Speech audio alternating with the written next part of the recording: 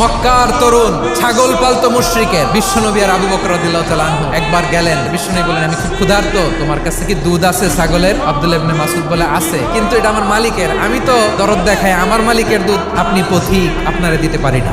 বিশ্বনবী এইটা শুনেই তার টার্গেট করে ফেলছে। বিশ্বনবী বললেন আচ্ছা ঠিক আছে দুধ দিও না, কিন্তু এমন ছাগি আছে কিনা যেই ছাগির সাথে কোনো ছাগলের মিলন হয় নাই, তার ওলানে দুধও আসে নাই বাচ্চাও নাই, এরকম ছাগির থেকে যদি আমি দুধ খাই তাহলে তো সমস্যা নাই। বলতেছে এরকম ছাগির থেকে দুধ খেলে সমস্যা নাই, কারণ এরকম ছাগির ওলান থেকে দুধ আসবেও না। বলতেছে ঠিক আছে এরকম একটা ছাগি নিয়ে আসা হলো। বিশ্বনবী বিসমিল্লাহ বলে ওই ছাগির ওলানে হাত দিলেন। হাত দিতে দেরি পুরো ওলানটা দুধে ভরে যেতে দেরি হয় না।